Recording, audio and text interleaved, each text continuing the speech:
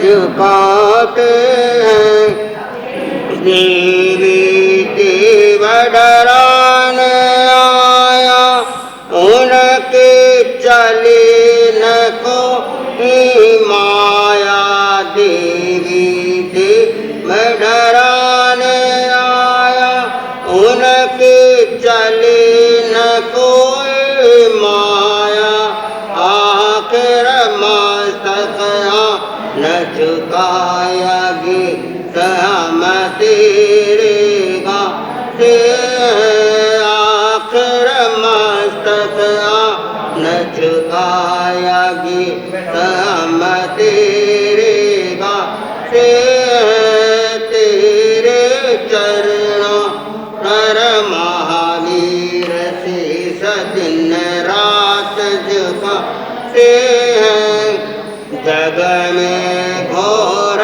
अंधेरा छाया तूने दीपक न जलाया जग में घोर अंधेरा छाया तूने दीपक न जलाया नारायण सा कालायगी हम तेरे गाते तेरे चरणों पर महावीर शीश दिन रात झुकाते तेरे चरणों पर महावीर शीश दिन रात झुकाते तेरी सुन कर अमृतवाणी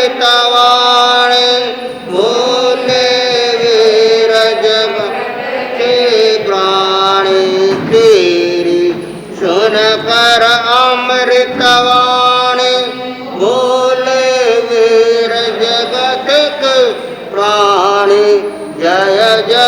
करती जग के प्राण की हम तेरे गाते हैं। जय जय करती जग के प्राण की हम तेरे गाते हैं। तेरे चरणों कर महावीर से दिन रात झुकाते हैं। तेरे चरणों पर महावीर से दिन रात झुकाते हैं। हाथ करो।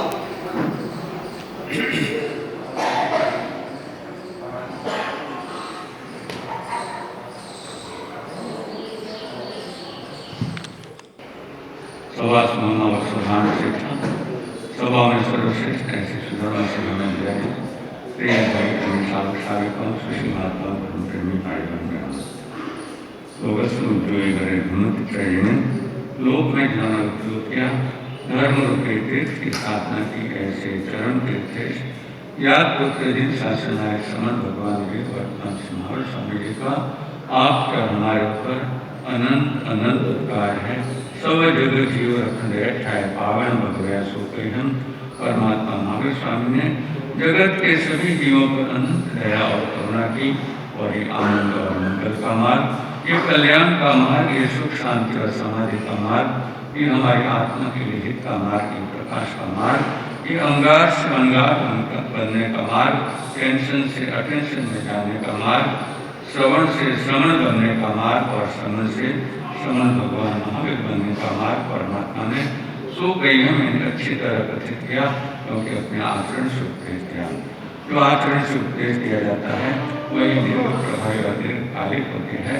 तो से आप जो है आचरण के संबंध में प्रतिदिन परमात्मा की अद्वितीय अनमोल और अमृत वाणी प्रतिदिन आप जो है मंगलाचरण के रूप में सुन रहे हैं कि तेरी सुनकर अमृत वाणी भूले वैर जगत के प्राणी। परमात्मा की वाणी कैसी है कि जिस वाणी को सुनकर क्या है हम अपने वैर जो है विभाव दशा को भूल क्या है स्वभाव दशा में आए।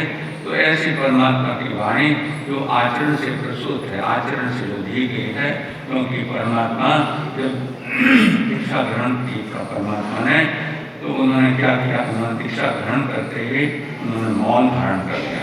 मौन धारण कर लिया केवल 5 कारणों से बोलते थे कि कभी जो है रास्ता पूछना होता था, कोई पूछता था कि आप कौन हैं, आप कौन हैं, तो उसका जवाब देने के लिए, और उनको जो है कोई अपनी जिज्ञासा पूछता था उसका समाधान करने के लिए आदि जो है स्थान की आज्ञा लेनी होती थी, तो उसके लिए परमात्मा बोलते थे, अन्यथा परमात्मा मौन रहते थे। और आप देखिए कि छद्मस्त अवस्था में दीक्षा लेने के बाद में वे चंड कौशिक के पास भी गए और कोई लंबा चढ़ा हमारी तरफ कोई बड़ा उपदेश नहीं दिया, लेकिन क्या कहा, केवल 2 शब्द थे कि बुद्ध बुद्ध चंड कौशिक, ये चंड कौशिक तो क्या कर बोधि को प्राप्त कर, है ना। तो परमात्मा जो है बिना कारण बोलते नहीं थे और परमात्मा ने तो फरमाया अपुच्छो न भाषेजा भाष मानस अंतरा पिठी मनसम न खाएजा माया मौसम विवृत्ति है। भाषा बोलने के लिए परमात्मा ने बहुत सुंदर बात कही कि अपुच्छो न भाषेजा, कोई पूछे नहीं तो बोलना नहीं तो क्या करना, मौन रहना, है ना, मौन रहना। और ये बात हमने हमारे पूज्य गुरुदेव से कहीं में देखी कि वे भी क्या है प्राय करके मौन रहते। मंगलवार को तो 24 घंटे उनके मौन रहता था, लेकिन बाकी समय भी क्या है अपनी साधना में अनियुक्त लेखन रहते थे। कोई पूछता था, दर्शन करने आता था, कोई यहाँ तक भी नहीं पूछते थे कि भाई जो है इतने दिन कहाँ थे, है ना। हमारे जो है कला मंदिर वाले मोहन भाई, उन्होंने मुझे एक बार बताया कि 10 साल के बाद में भी उनके पास दर्शन करने जाए तो भी ये नहीं पूछते थे कि इतने साल कहाँ थे और क्यों नहीं आए, है ना। इतना भी लेकर आए, दया पालो, कोई जिज्ञासा है तो उसको तो परमात्मा फरमाते हैं अपुच्छो न भाषेजा भाष मानस अंतरा। 2 व्यक्ति बोल रहे हो तो बीच में नहीं बोलना, 2 व्यक्ति बोल रहे हो तो बीच में नहीं बोलना, क्योंकि 2 व्यक्ति बोल रहे हो और बीच में बोल रहे हैं तो क्या हो जाता है, उसकी क्या गति होती है उसके बारे में है। एक सत्य घटना आपके सामने प्रस्तुत है। अभी अपने सामने जो दो लकड़हारों की बात कर रहे थे, एक लकड़हारे की बात पूरी हो गई है ना, राजा भोज और लकड़हारे की। अब ये भी राजा भोज की कथा है कि दो व्यक्तियों में पूछने से हमारी जो है ना कैसी बेइज्जती होती है, उनको कैसा सुनना पड़ता है। तो आपने सुना कि राजा भोज है, राजा भोज जो है वो वेश बदल कर क्या है नगर का परिभ्रमण कर रहे थे और उन्होंने देखा कि दो व्यक्ति क्या है आपस में कुछ जो है बात कर रहे हैं, कुछ भी उनकी बातें चल रही हैं। और राजा जाकर वहाँ क्या है क्योंकि सामान्य भेष में थे तो उनको पहचान नहीं पाए और राजा जाकर जो है वहाँ जो उनके बीच में खड़े हो गए, उनमें कोई विवाद चल रहा था और राजा ने आकर उनमें कुछ बीच में कहा। तब जो है उन्होंने राजा को, यानी जो राजा था लेकिन सामान्य नागरिक के वेश में था, तो उसको कहा कि अरे मूर्ख चुप हो जा। क्या कहा?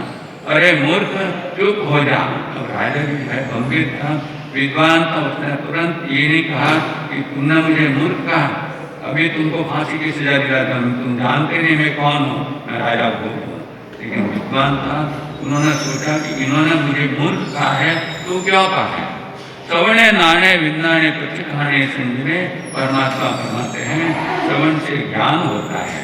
तो राजा को भी ज्ञान हुआ, सुना उसने कि उन्होंने मुझे क्या कहा, मूर्ख कहा। तो भी वे क्या रहे, वे शांत रहे, क्योंकि धीर वे गंभीर थे, शांत रहे ठीक है। फिर उन्होंने बोलना बंद कर दिया और उन्होंने सोचा कि मैं इसका समाधान करूँगा कि इन्होंने मुझे मूर्ख क्यों कहा है ना। तो उन्होंने उनसे समाधान नहीं किया, लेकिन जब दूसरे दिन राज्यसभा भरी तो जो है महाकवि कालिदास जो है जब उन्होंने सभा में प्रवेश किया तो राजा उनको कहते हैं कि आओ मूर्ख राय। क्या कहा? कालिदास को, जो महाकवि कालिदास और 9 रत्नों में एक रत्न उनको कहा कि आओ मूर्ख राय तुम्हारा स्वागत है। किसी को मूर्ख नहीं कहा, लेकिन किसको कहा? कालिदास को। जितने कि उनके सभासद है जो भी अधिकारी वगैरह है, किसी को मूर्ख नहीं कहा, तो उनको तो समाधान चाहिए था। तो उन्होंने कहा कि आओ मूर्ख राय तुम्हारा स्वागत है। अब जो है कालिदास के महान महाकवि थे, वो भी सोचने लगे कि आज तक राजा ने जो है भरी सभा में कभी भी मुझे मूर्ख कह के नहीं पुकारा, है ना, कभी भी मूर्ख कह के नहीं पुकारा, लेकिन आज वो मूर्ख कह रहे हैं तो कुछ न कुछ दाल में कहा है। क्या है? कुछ न कुछ बात है, तभी तो उन्होंने मूर्ख कहा है। लेकिन वे भी क्या थे, वे भी विद्वान थे, वे भी चिंतक थे।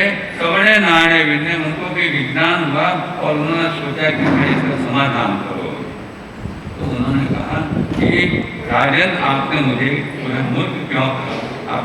आपने मूर्ख कहा, तो मूर्ख में तो 5 लक्षण होते हैं, मूर्ख के 5 लक्षण होते हैं। तो 5 लक्षण की बात उन्होंने की कि खाद्यान्न गच्छामि, पहले क्या कहा? खाद्यान्न गच्छामि, यानी जो खाते हुए चलता है ना, और उसको मूर्ख क्यों कहा जाता है? खाते हुए चलता है, यानी चलता भी जाता है और खाता भी जाता है, तो उसको मूर्ख क्यों कहा है? क्योंकि परमात्मा के शब्द में कहे तो एक समय में एक काम होता है ना, यानी जिसको जो मल्टीटास्किंग कहते हैं वो हमारे यहाँ नहीं है। एक समय में एक ही काम होता है, एक समय में एक ही ध्यान होता है ना। तो जो दो काम एक साथ करना चाहता है वो क्या होगा? मूर्ख नहीं तो और क्या होगा? तो पहली बात कही कि खाद्यान्न गच्छामि, यानी चलते हुए खाना नहीं चाहिए, खाते हुए चलना नहीं चाहिए। इसका तात्पर्य क्या हुआ कि हमें जो भी भोजन करना है वो क्या करें, हम शांति से बैठकर और टीवी मोबाइल वगैरह चालू नहीं करना, क्योंकि टीवी देखेंगे तो फिर खाने में ध्यान लगेगा और खाने में ध्यान लगेगा तो टीवी नहीं दिखेगा, एक ही काम होगा। तो इसके लिए उन्होंने जो है राजन को कहा कि राजन किम भवा में मूर्ख, यानी आपने मुझे मूर्ख कहा क्यों कहा? यानी पहला कारण क्योंकि मूर्ख के जो 5 लक्षण उन्होंने बताए कि खाद्यान्न गच्छामि, यानी खाते हुए जो है नहीं चलना चाहिए, चलते हुए नहीं खाना चाहिए। प्रसन्न जल पे, यानी जब जो है हम जलपान कर रहे हैं, पानी या दूध वगैरह पी रहे हैं, उस समय हंसना नहीं चाहिए, क्योंकि आप अगर उस समय हंसेंगे तो वो पानी आपके अन्न नली की जगह जो है कहाँ फेफड़ा में चला जाएगा। दूध वगैरह जो लिक्विड है वो उसमें और क्या है, उसमें फेफड़ा में इन्फेक्शन होगा, बीमार हो जाएंगे, है ना। तो किसी ने बीमार छोड़ दिया, हमने तो अपने आप को बीमार किया। तो दूसरे नंबर का जो है कि खाद्यान्न गच्छामि असन्न जल्पे गतम न सोचामि, है ना। जो बीत गया है उसका सोच करता है, जो विचार करता है ना, जो बीत गई सो बात गई और गुजर गई सो रात गई, है ना। तो जो भूतकाल को भूत बन के छोड़ देता है वही क्या है, बुद्धिमान है। लेकिन मूर्ख कौन होता है, जो भूतकाल को सोचता रहता है, अरे मैंने ऐसा कर दिया होता तो क्या होता, मैं भाग के नहीं गया होता तो क्या होता, ऐसे वैसे जो है ना कई बातें भूतकाल की बात को जो सोचता रहता है उसको क्या है कालिदास, महाकवि कालिदास कहते हैं कि वो मूर्ख है ना। खाद्यान्न गच्छामि असन्न जल्पे गतम न सोचामि। और चौथे नंबर का है कृतम न मन्ये। हमने किसी पर उपकार किया तो उसको क्या है बढ़ा चढ़ा के नहीं कि देखो मैंने उसका ऐसा कर दिया, भला कर दिया, नहीं तो वो तो डूब जाता, वो तो मर जाता, मैंने उसको उबार दिया। इसलिए कल भी आपके सामने बात कही कि जो लकड़हारा जो अपने आप को राजा भोज बताता था, उसने छठा टका क्या कहा कि छठा टका मैं हवा में फेंक देता हूँ, है ना। तो उसके लिए ज्ञानियों ने कहा हवा में फेंक देना यानी नेकी कर और कुएं में डाल, नेकी कर और भूल जा। अब आप यहाँ सोचिए कि ये तो नहीं कहा कि नेकी कर और दरिये में डाल, नेकी कर और दरिये में डाल, ऐसी बात तो नहीं कही, लेकिन क्या कहा नेकी कर और कुएं में डाल। यानी कुएं में डाल यानी एक समय ऐसा आएगा जब कुआं भर जाएगा, आपकी नेकी के भलाई के कामों से आपका कुआं भर जाएगा और आपको क्या है उसका अमृत जल क्या पीने का, दरिये में डालेंगे तो क्या हो जाएगा, खारा हो जाएगा, नष्ट हो जाएगा। इसलिए जो है ज्ञानियों ने हमारे जो भाव की है बहुत ही उसका अर्थ होता है। तो जो है जो अपनी बात चल रही है कि खाद्यान्न गच्छामि असन्न जल्पे कृतम न मन्ये गतम न सोचामि। और अंतिम बात इसके लिए राजा को इंतजार था। वो राजा सोच रहा है कि ये चार बातें तो मेरे में घटित नहीं होती है कि मैं भी जो है खाते हुए या चलते हुए नहीं खाता हूँ, खाते हुए चलता नहीं हूँ, चलते हुए खाता नहीं हूँ, इसलिए मैं उस हिसाब से तो मैं मूर्ख नहीं हूँ। दूसरी बात असन्न जल के यानी मैं पानी आनी पीता तो क्या है बैठ कर, याद रखिए खड़े खड़े पानी पीना भी खतरनाक है। खड़े खड़े पानी भी पीना भी ज्ञानी कहते हैं कि पानी भी हमें बैठ के पीना चाहिए। हम देखते हैं कई जगह हाथ में बॉटल है और खड़े खड़े क्या है उसको पी लिया, गिलास है मटका भरा है, अब आप ऊँची ऊँची पी है, लेकिन इसको फुर्सत है, 1 मिनट की फुर्सत ने खड़े खड़े पी लिया। बस पानी भी जो है तो क्या है खाना भी बैठ कर खाना चाहिए, पानी भी बैठ कर पीना चाहिए। तो राजा ने सोचा कि दूसरे नंबर का भी तो मैं मूर्ख नहीं हूँ, क्योंकि मैं जो पानी वानी जो विद्वान था और कालिदास से वो सत्संग करता था, तो उसने कहा ये 2 बातें भी नहीं है। गतम न सोचा भी जो बात बीत गई उसको भी मैं क्या करता हूँ, उसको याद नहीं करता, उसको भी भूल जाता हूँ। कृतम न मन्ये मैं जो है अपनी जो है मुँह या पोपट भी नहीं बनता हूँ, बड़ा चढ़ा के दुनिया को ये नहीं कहता कि देखो मैंने ये उपकार किया, ये भला किया। ये 4 बातें नहीं हैं तो अब उसको क्या है वो 5वीं बात ध्यान से सुनता है। महाकवि कालिदास जी की 5वीं बात ध्यान से सुनता है और उसमें कहते हैं द्वाभ्याम तृतीयो न भवामि राजन, द्वाभ्याम तृतीयो न भवामि राजन किम भवामि मूर्खः। यानी 2 जन जब जो है बीच बोल रहे हैं तो उसमें क्या है दाल भात में मुसल चंद्र नहीं बनना चाहिए। कहना चाहिए दाल भात में मुसल चंद्र नहीं बनना चाहिए, नहीं तो ऐसा कहेंगे तो हम दाल भात में मूर्ख चंद्र बन जाएंगे, है ना। तो राजा ने कालिदास को समझाया कि ऐसी ऐसी बात हो गई और मैं जानना चाहता था। तो आज एक बात पे कितनी बातें जानने को मिल गई, 5 बातें जानने को मिल गई कि उसने तो अपने लिए एक बात ही हुई थी, लेकिन 4 बातें का है बोनस में मिल गए। तो परमात्मा फरमाते हैं कि अपुच्छो न भाषेजा भास मानस अंतरा पीठी मनसुन न खाएगा। पीठ के पीछे किसकी निंदा नहीं करनी, है ना। किसकी निंदा करनी हो तो उसको सामने कह देना, है ना। तो पीठ पीछे जो निंदा करता है वो क्या है उसकी पीठ का मांस खाने के बराबर यानी आप देखिए मांस खाना ये तो क्या है, ये कितना बड़ा पाप है, नरक में जाने योग्य पाप है ना। तो पीठी मनसन न खाएगा, माया मौसम विवजे है, यानी झूठ बोलना और उसके ऊपर माया करना।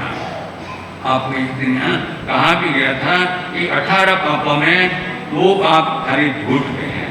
एक तो मृषावाद है दूसरे नंबर का, और एक 17 नंबर का पाप है कि झूठ बोलना माया पूर्वक, माया करने और झूठ बोलना। तो उसमें क्या है, आपको डबल जो है पाप लगता है, एक तो माया करने का और एक क्या करने का, झूठ बोलने का। हम लोग कुछ गुरुदेव से सुनने में कमल तो एक एक शब्द की सुंदर व्याख्या फरमाते हैं। तो ऐसा माया करता है उसकी क्या गति होती है। तो माया के 2 अक्षर कहते हैं, कुछ गुरुदेव फरमाते हैं ये माँ यानी मार्ग है, ये माँ यानी मार्ग है। तो किसका, कौन सा, तो या यानी यातना का, ये दुख का मार्ग है माया करना। और बंधु आप देखिए कि हमारे यहाँ जो 3 शल्य बताए हैं, माया शल्य, निदान शल्य, मिथ्या दर्शन शल्य। सबसे पहला शल्य कौन सा है, माया का है। तो जिसके जीवन में माया होती है उसके धर्म की आराधना भी उसकी क्या है, आँख में मिल जाती है। तो बंधु जो है माया मौसम विवर्जे, माया मिशावाद का क्या करना चाहिए, विवर्जन करना चाहिए, विसर्जन करना चाहिए। तो ऐसे परमात्मा ने जो है दीक्षा देते हुए क्या है, मौन हो गए थे और कुछ ही कारणों से वे बोलते थे, और बोलते भी कैसे थे, जैसा हमने भी बताया। तो ऐसे परमात्मा का आप जो हमारे ऊपर अनंत उपकार है कि उन्होंने अपने चारित्र से आचरण से उपदेश दिया। और आचरण से उपदेश के संदर्भ में आप सुन रहे हैं कि पहले वाले लकड़हारे की बात है ना, पहले वाले लकड़हारे की बात, दूसरे की तो पूरी हुई राजा भोज और लकड़हारा 6 टकों की जो बात थी उसकी बात हुई। उस 6 टकों की बात में भी हमें ये सोचना है कि वो तो लकड़हारे की और राजा भोज की जो बात थी वो राजा भोज को बहुत पसंद आई। राजा भोज ने उसको अपने क्या है दूसरे दिन अपने दरबार में बुलाया, उसका स्वागत वगैरह किया और सभी दरबारियों के सामने कहा कि भाई ये राजा भोज अपने घर का राजा भोज किस तरह है। बंधु हम भी सोचे कि हम भी राजा भोज बने कि नहीं, हम भी राजा भोज बने कि नहीं। ये जैसे उसने धन का जो है मैनेजमेंट किया, तो हमारे लिए धन कौन सा है, हमारे लिए समय ही सबसे बड़ा धन है। समय जो है वही सबसे बड़ा धन है। तो आप और हम सबके लिए जो है 24 घंटे हमारे पास अहोरात्र का धन रहता है। तो उस 24 घंटे का मैनेजमेंट हम कैसे करते हैं। जैसे उस लकड़हारे ने जो है 1 टका जो है अपनी जो है भलाई के काम के लिए रखा, तो हम भी 1 टका जितना रखते हैं कि नहीं, है ना। 24 घंटों को 6 टकों में बांटेंगे तो 1 टका कितने का आता है, 4 घंटे का, है ना। 4 घंटे का आता है। तो 4 घंटे भी हम धर्म आराधना के लिए देते हैं कि नहीं, है ना। धर्म आराधना के लिए 4 घंटे भी देते हैं कि नहीं, और उतना भी नहीं देते हैं तो 2 घंटे 1 घंटे। और तुलसीदास जी तो यहाँ तक कहा 1 घड़ी आधी घड़ी आदि में पुनियार, तुलसी संगत साधु की घटे कोटि अपराध। आदि एक जो है आदि यानी आदि की भी आदि यानी पाव घड़ी की भी जो संगत जो है हमारे कोटि अपराधों को काटने वाली होती है।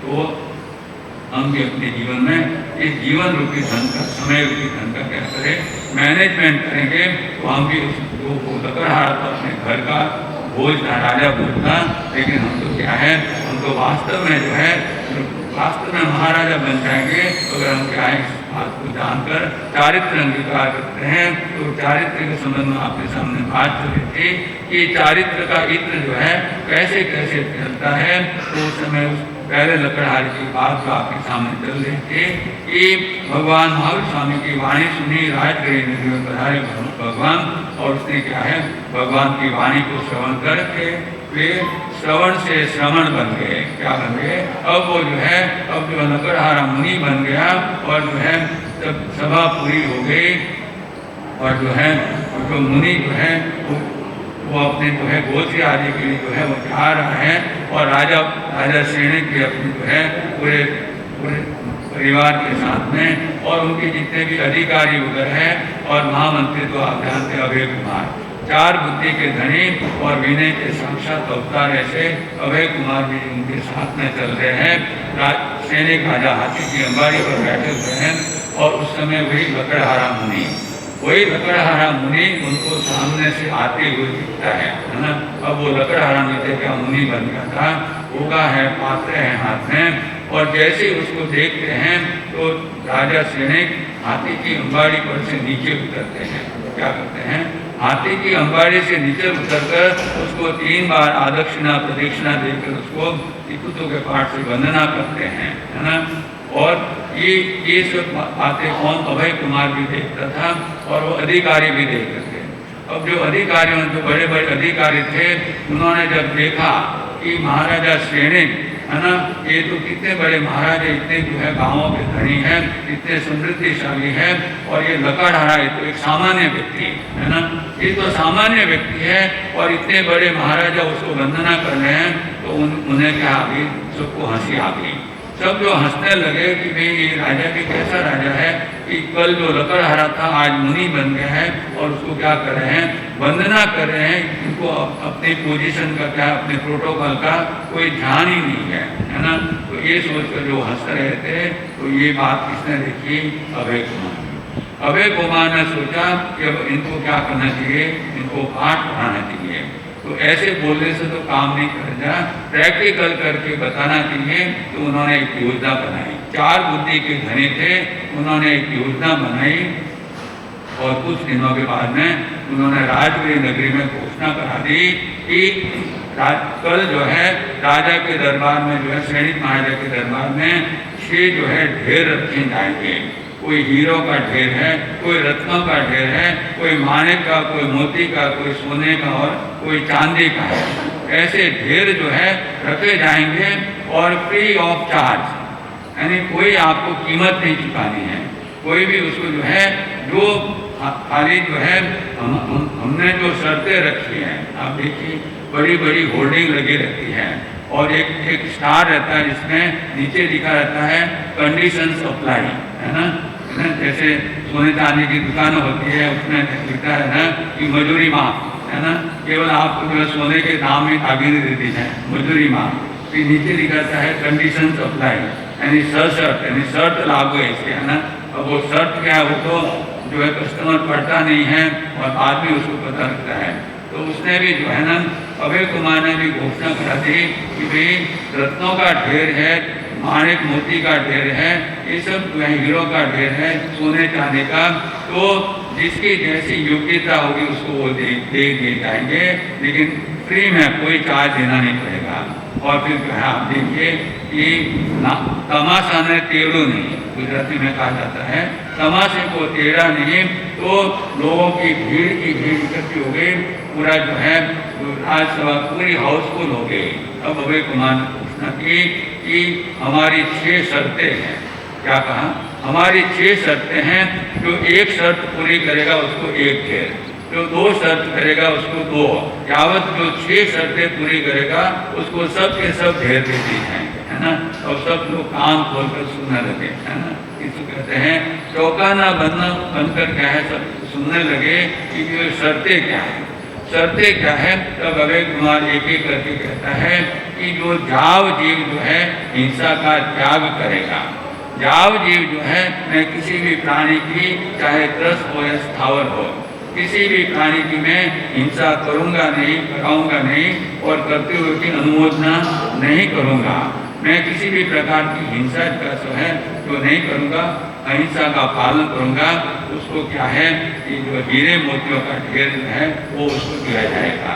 दूसरे नंबर पे तो जीवन भर के लिए क्या है, सत्य बोलने का, यानी झूठ बोलने का त्याग करेगा, किंचित मात्र भी झूठ नहीं बोले, उसको ये दूसरा। तीसरे नंबर पे जो है, जो किसी प्रकार की चोरी नहीं करेगा, है ना, जो अदत्ता दान जो है ऐसा जीवन में अपनाएगा, उसको तीसरा ढेर। और चौथे नंबर पे ब्रह्मचर्य व्रत का, 5वें नंबर पे अपरिग्रह का, और 6ठे नंबर पे रात्रि भोजन विरमण, यानी ऐसे 6 जो है नियम जो लेगा उनको ये ढेर जाएगा। अब सब एक दूसरे का मुंह देखने लगे, है ना। वो सोचते हैं कि ये लेगा, वो सोचते ये लेगा। आप देखिए कई बार हमारे यहाँ भी आते हैं ना, तो कोई चलते हैं ना, तो वो कहते हुए हमारा सब इसको ये दिशा ले, है ना, ये दिशा। तो वो बोलता है मुझे क्यों, तुम ही ले लो ना, है ना। अपने लिए तो कोई न सब एक दूसरे का मुंह देखने लगे। और तब जो है अभय कुमार ने जो है ना उन अधिकारियों को बुलाया। उन अधिकारियों को बुलाकर कहा कि देखो, आपने उस दिन जो है भगवान महावीर स्वामी का प्रवचन सुनकर हम जब लौट रहे थे और वो लकड़हारा मुनि जो पहले दिन क्या है लकड़हारा था और दूसरे दिन क्या बन गया, मुनि बन गया। और उसको देखकर जो है तो राजा सैनिक जो है महाराजा सैनिक नीचे उतरे और 3 बार आदक्षिणा प्रदक्षिणा देकर उसको चितुदो पाठ से वंदना की। और आप लोग उस समय हंस रहे थे, राजा की जैसे चुगली उड़ा रहे थे कि राजा को अपने गौरव का है कोई भान ही नहीं, इतने बड़े देश का महाराजा और एक सामान्य लकड़हारा। तो ये सोचो कि यहाँ तो एक भी ढेर लेने को कोई तैयार नहीं है ना। और इस महापुरुष ने क्या है जिंदगी भर के इन 6 चीजों का जाव जीव तक उन्होंने क्या कर दिया, त्याग कर दिया 3 करण 3 योग से कि मैं जो है 18 पापों का जो है मैं न तो सेवन करूँगा, न कराऊंगा और न करते हुए भी अनुमोद न करूँगा मन वचन काय के। तो ये राजा से बड़े हो गए कि नहीं, राजा से बड़े हो गए कि नहीं, ये तो महाराजा है, वो तो राजा है, ये तो महाराज बन गए।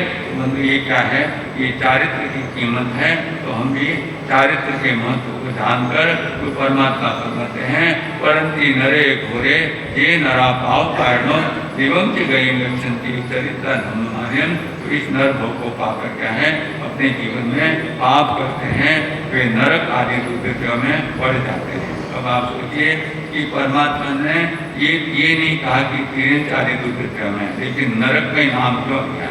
नरक की आपको यहाँ कई बार कहा गया है कि पूज्य गुरुदेव तो एक एक शब्द की सुंदर व्याख्या फरमाते हैं।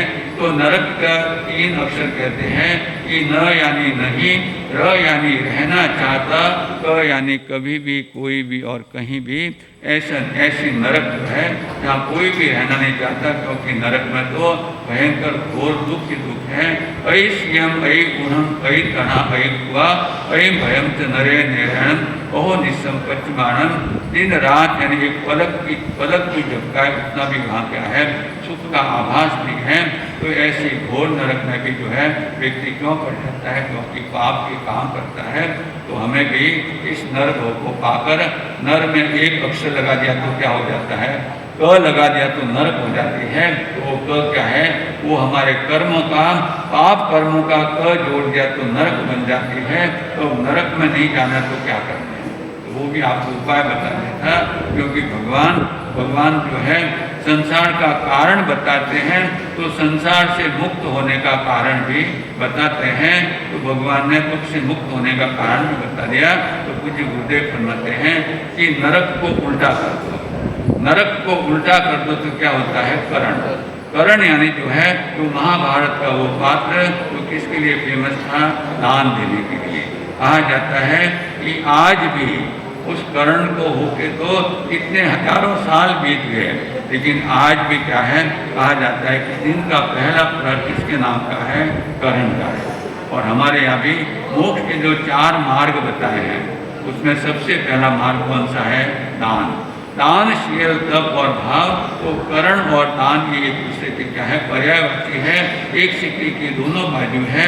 तो अगर हमें नरक आदि दुर्गतियों में नहीं जाना है तो हमें नरक का उल्टा यानी करण, यानी हम भी दान को अपने जीवन में अपनाएं। और दान के लिए आपने सुना था कि जो दा यानी तार, वह तार बंद कर देता है नरक आदि दुर्गतियों के। तो ऐसे दान देकर क्या है हम भी नरक आदि दुर्गतियों के द्वार बंद कर सकते हैं। तो पढ़ंती नरे घोरे जे नरा भाव कारणों देवम च गई गच्छन्ति चरित्र धर्ममार्यम। जो चारित्र की आराधना करते हैं दया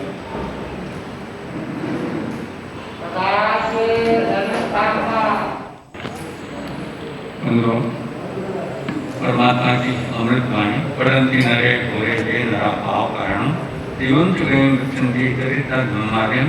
केवल इन 2 बातों को याद करते हैं कि जो घोर पाप के काम करता है वो नरक आदि दुर्गतियों में पड़ जाता है, और जो धर्म की आराधना करता है वो क्या है, दिव्य गतियों में जाता है। इन 2 बातों को याद करके जैसे अहिमता कुमाना के जीवन का कल्याण किया, 2 बातों को याद रख जो था वो कल्याण नारायण एक मौत को, दूसरे श्री भगवान। इसी तरह हम भी जो है इन्हीं दो बातों को याद रखें। इस नर भोग को पाकर अगर जो है हम चेते नहीं, जागे नहीं, तो हम भी क्या है नरक आदि दुर्गतियों में चले जाएंगे। लेकिन अगर जो है जाग गए, चेत गए, तो क्या है हम भी क्या है धर्म की आराधना करके, चारित्र की आराधना करके हम भी क्या है सुगति को प्राप्त करेंगे। और इसलिए हमारे जगत वल्लभ जैन जी भगवान सब फरमाते हैं, शिक्षा लेना भवियन धार, धर्म से होवे बेड़ा पार। शिक्षा लेना भवियन धार, धर्म से होवे बेड़ा पार।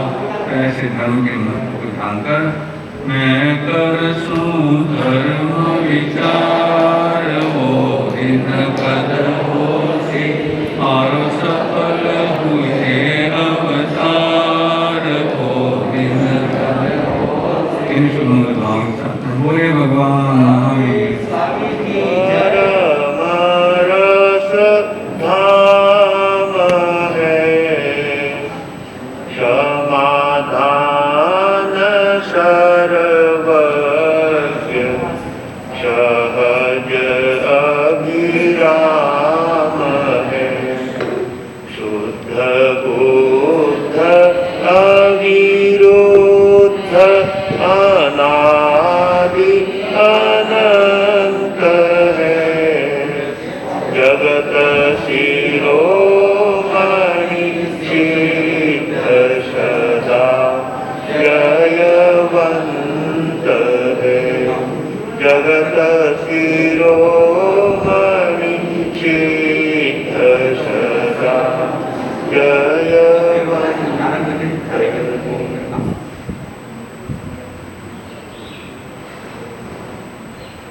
अनंत ज्ञान दर्शन के धारक, भव्य जीवों का कल्याण करने के लिए मोक्ष मार्ग का दिव्य संदेश देने वाले चरम तीर्थेश शासनपति श्रमण भगवान महावीर स्वामी को एवं उपकारी पूज्य आचार्य भगवान, उपाध्याय भगवान तथा समस्त उपकारी गुरु भगवंतों के चरण कमलों में हृदय की अनंत आस्थाओं के साथ कोटिशः वंदना अर्ज करने के पश्चात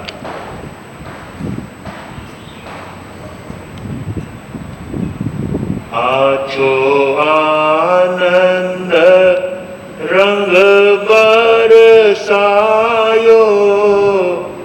मैं तो देख सभा उलसायो। आछो आनंद रंग बरसायो, मैं तो देख सभा उलसायो। अरिहंत नमो पद कहले, भव्य जीवन शिवपुर मेले। लोकालोक को स्वरूप बतायो, मैं तो देख सभा उलसायो। तुझे पद श्री सिद्ध ने जाऊं, कर जोड़ी ने शीश नमाऊं। जन्म मरण को दुख मिटायो, मैं तो देख सभा उलसायो। आचार्य पद तीजे सोहे, चारों तीरथ के मन मोहे। ज्ञान ध्यान में चित्त रमायो, मैं तो देख सभा उलसायो। उपाध्याय मेरे मन भावे, कई संतों को ज्ञान भणावे। जाकी पायो, मैं तो देख सभाहुल सायो। सर्व साधु जी गुण का दरिया, जाने पाप सहु पर हरिया। मोकु मुक्ति को पंथ बतायो, मैं तो देख सभाहुल सायो। ये तो पांचों ही पद भज भाई, नित एक चित्त ध्यान लगाई। कारज सिद्ध हुए मन चायो, मैं तो देख सभाहुल सायो। नंदलाल मुनि गुणधारी, 10 शिष्य कहे हितकारी। मैं तो मंगलिक आज मनायो, मैं तो देख सभाहुल सायो। आछो आनंद रंग बरसायो, मैं तो देख सभाहुल सायो।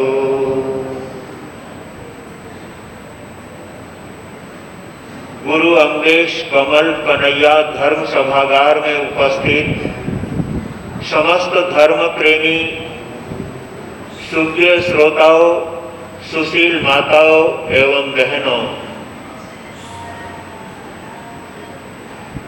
आत्मा का अनुपम पुण्योदय होता है तब सद्गुरुओं के चरणों में बैठकर परमात्मा की वाणी श्रवण करने का अवसर मिलता है।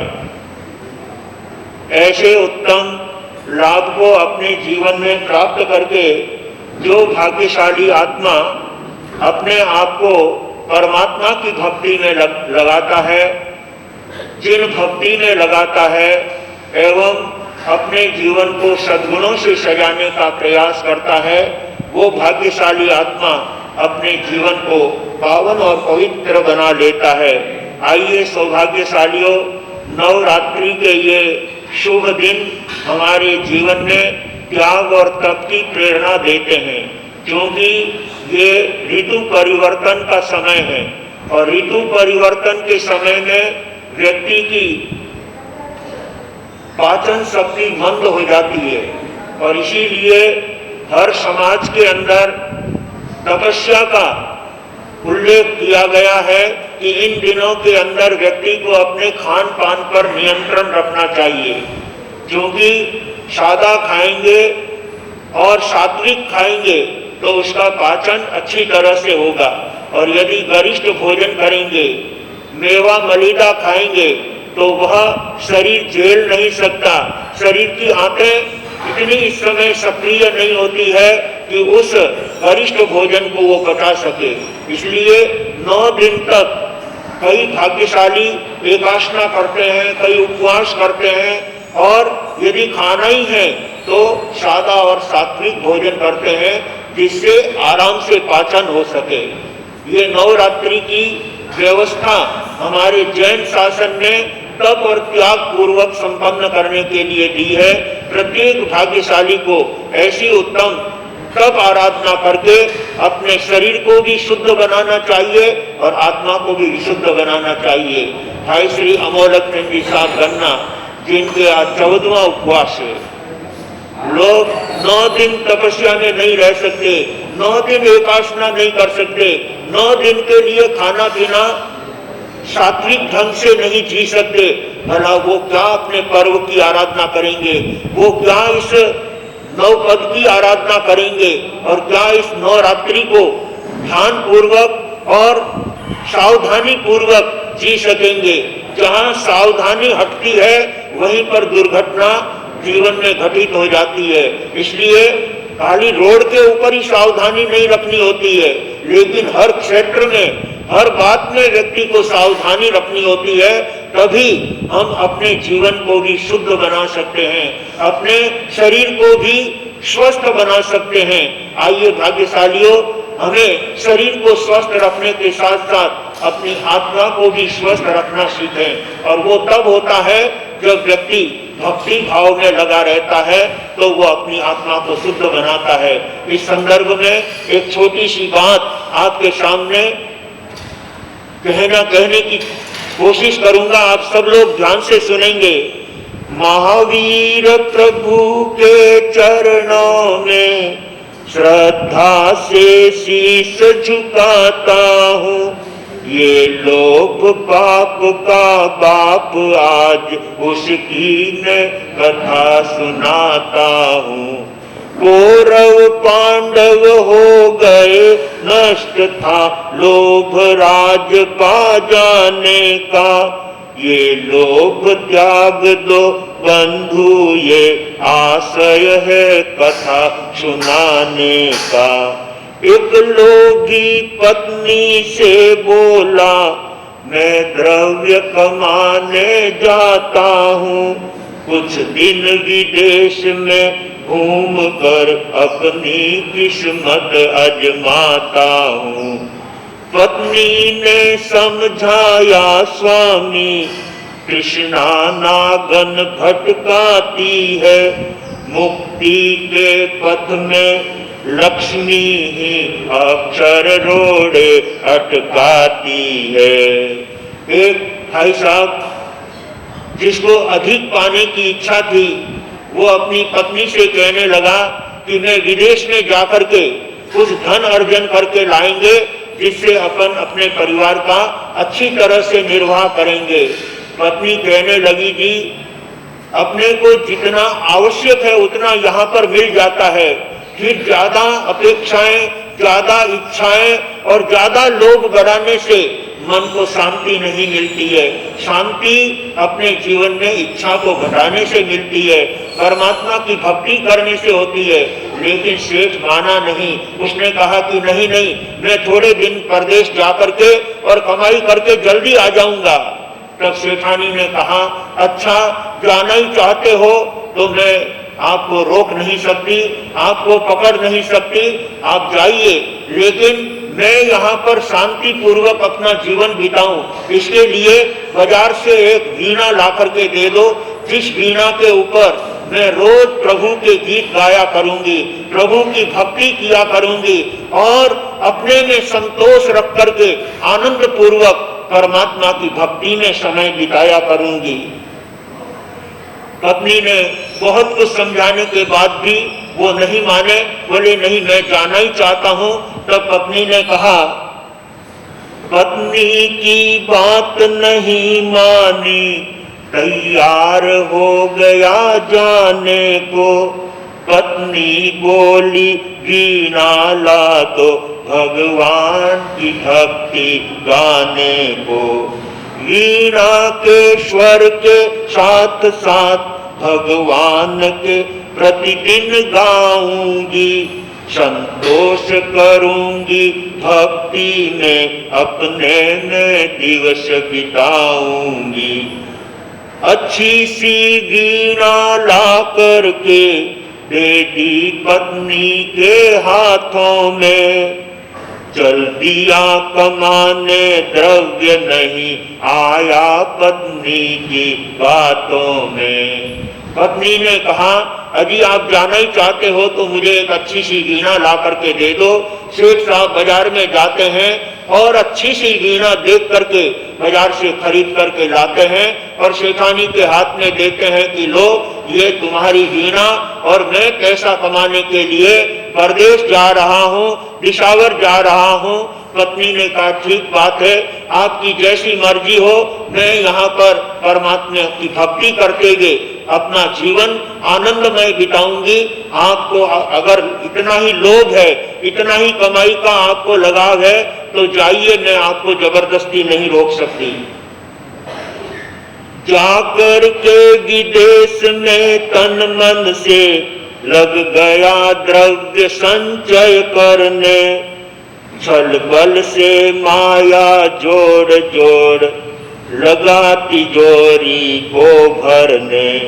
इस तरह वर्ष 12 बीते, घर की तैयारी कर डाली।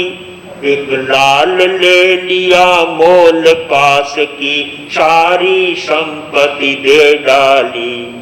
शेख साहब शेखानी को वीणा दे करके परदेश के लिए रवाना हो जाते हैं और परदेश जाकर के वहां पर बहुत मनोयोग पूर्वक और अपनी मेहनत के द्वारा वहां पर धंधावाड़ी चालू करते हैं और कुछ भाग्य ने साथ दिया। देखते ही देखते अच्छी कमाई होने लगी, अच्छी उनके पास में संपत्ति इकट्ठी हो जाती है। और आप जानते हैं जहां लाहो तहां लोहो, जो जो व्यक्ति को लाभ होता है त्यों त्यों लोभ भावना और आगे बढ़ती है। चलो 10 मिला है तो 100 कर लें, 100 मिला है तो 1000 कर लें, 1000 मिला है तो लाख कर लें और लाख मिला है तो करोड़ कर लें। ये मन जो है कभी भरता ही नहीं है। इसीलिए कहा है तन की भूख तनिक है, तन की भूख तनिक है, 3 पाव के शेर। इस शरीर की भूख तो इस पेट की भूख 3 पाव या ज्यादा से ज्यादा व्यक्ति खाए तो 1 शेर, इससे ज्यादा और क्या खा सकता है। तन की भूख तनिक है, 3 पाव के शेर, पर मन की भूख अनंत है, गिर जाए मेरु सुमेर। असंख्य मेरु सुमेरु भी मिल जाए तो भी व्यक्ति का मन नहीं भरता है। इसलिए शेख साहब भी परदेश जाकर के ऐसे कमाई में मशगूल हो गए, देखते देखते 12 वर्ष वहां पूरे हो गए। पत्नी वहां अकेली देश के अंदर अकेली अपना आनंद से जीवन बिता रही है, उसको कोई कठिनाई नहीं है, आराम से वीणा के साथ प्रभु की भक्ति करती है। और शेख साहब वहां पर कमाई करने लग गए। कमाई करते करते 12 वर्ष पूरे हो गए वहां पर। 12 वर्षों के अंदर तो उन्होंने लाखों की संपत्ति जोड़ ली। सोचा अब इस लाखों को एक साथ अपने देश में कैसे ले जाना, ऐसा सोच करके शेख साहब उस द्रव्य को जो 12 वर्ष में इकट्ठा किया था पैसा, उस पैसे को एक जौहरी के यहाँ जाकर के कहा कि साहब मुझे कीमती हीरा, कीमती रत्न दे दो, जिसे लेकर मैं अपने देश चला जाऊंगा और वहां जाकर के किसी ज्वेलरी को बेच करके अपना वहां काम धंधा चालू करूंगा। तो जौहरी ने भी उनकी रकम देख करके, उनका पैसा देख करके कहा कि अच्छा ये मैं आपको लाख रुपए का या करोड़ रुपए का रत्न हीरा देता हूं और आपकी ये सारी संपत्ति मैं अपने लिए कर लेता हूं। उनकी जितनी संपत्ति थी उसके एवज में उन्होंने हीरा दिया और शेख साहब उस हीरे को लेकर, उस रत्न को लेकर वापिस अपने देश जाने के लिए रवाना होते हैं। इस तरह वर्ष 12 बीते, घर की तैयारी कर डाली। एक लाल ले लिया मोल, पास की सारी संपत्ति दे डाली। चितड़ों में लाल छिपा करके भिखमंगा बन घर को आया। अब इधर देखिए, इधर कीजिए गौर धर्म की यह कैसी अद्भुत माया।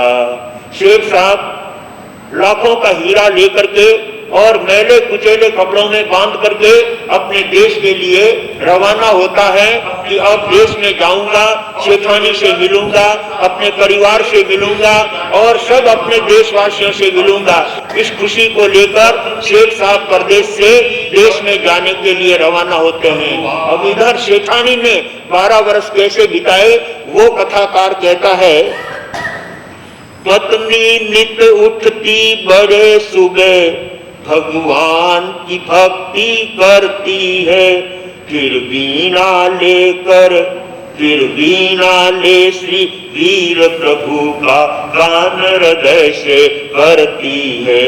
वीणा सुनते ही एक हिरण जंगल से प्रतिदिन आता है। जाने लगता तब मुंह से वह एक लाल उगल कर जाता है। इधर सेठानी रोजाना अपने आनंद से परमात्मा की भक्ति और वीणा के स्वर के साथ, वीणा के झंकार के साथ वो गीत गाती है, परमात्मा की भक्ति करती है, परमात्मा में तन्मय हो जाती है, दूसरा कोई ध्यान ही नहीं रहता। ऐसे 1 घंटे तक वो उस वीणा के ऊपर प्रभु की भक्ति करती है, परमात्मा के गीत गाती है, परमात्मा के गुणगान करती है। और उसकी वीणा की आवाज को सुनकर, सेठानी की मधुर आवाज को सुनकर एक जंगल में घूमने वाला हिरण, उसके कानों में जब ये स्वर पड़े, आवाज पड़ी, तो हिरण भी जो है गायन सुनने के बड़े रसिक होते हैं। हिरण को गायन सुनना बड़ा अच्छा लगता है, और वो भी फिर वीणा के साथ। क्या पूछो, हिरण अपना सारी बातों को छोड़कर उस सेठानी के पास आकर के बैठ जाता और 1 घंटा तक बहुत मस्ती के साथ सेठानी के उन भजनों को, सेठानी के उन गीतों को और वीणा के उस झंकार को ध्यान पूर्वक सुनता। और 1 घंटा कब निकल जाता पता ही नहीं लगता है। देखते देखते वीणा जो ही बंद होती है तो हिरण वहां से उठ करके जाने से पहले एक लाल अपने मुंह से सेठानी के सामने रख देता है और वो जंगल की तरफ चला जाता है। जितने लाल, जितने रत्न शेख साहब 12 वर्षों में लेकर के आए ना, ऐसे लाल और रत्न तो 1 दिन में सेठानी को वो हिरण दे देता था। ऐसी उसकी भक्ति, ऐसा उसका प्रभु के प्रति समर्पण था। इस तरह नित्य ही एक लाल पत्नी कोठे में रखती है, 12 वर्षों में अनायास वह पूरा कोठा भरती है। तब तक पहुँचे आसिरी मान, चिथड़े कहने अपने द्वारे, पत्नी देख कर रह गई दंग, क्या यही पति है बेचारे।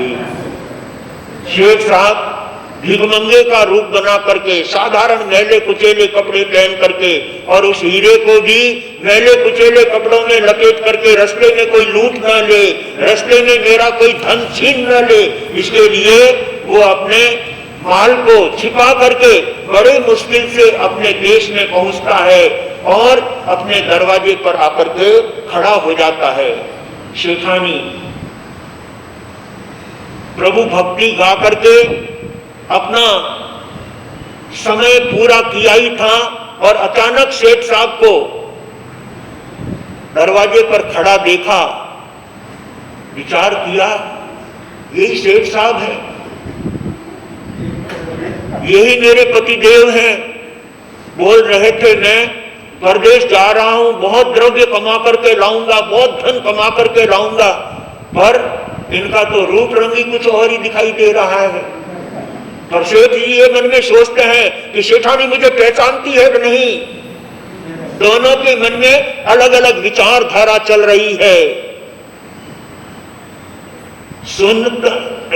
सेठानी शेख साहब को देखकर अच्छी तरह से पहचान जाती है और सोचती है कि ये क्या रूप बना करके आए हैं, ये क्या जो है अपना रंग ढंग बदल करके आए हैं।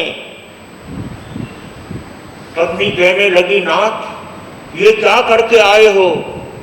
तब शेख भी विचार करने लगे कि पहचान तो गई, परंतु इसे पता नहीं है कि मैं कितना द्रव्य कमा करके लाया हूं, मैं कितना धन कमा करके लाया हूं। तो सेठ साहब अपनी पत्नी से कहते हैं, हंसकर बोला क्या देख रही, मैं काफी संपत्ति लाया हूं, ठग छीनन ले दौलत इससे भिखमंगा बनकर आया हूं। शेठ जी कहने लगे, अरे तुम मुझे देख करके हंस क्या रही हो, तुम मुझे देख करके इस तरह से मेरी जो है आप मस्करी क्या कर रही हो। तुम जानते नहीं हो मैं 12 वर्षों में बहुत धन कमा करके लाया हूं, जब तुम देखोगी ना तो तुम्हारी आंखें फटी की फटी रह जाएगी। शेठानी वे सोचने लगी, शायद कुछ लेकर के आए होंगे, कपड़े शायद इन्होंने ऐसे ही मैले कुचेले पहन लिए हैं।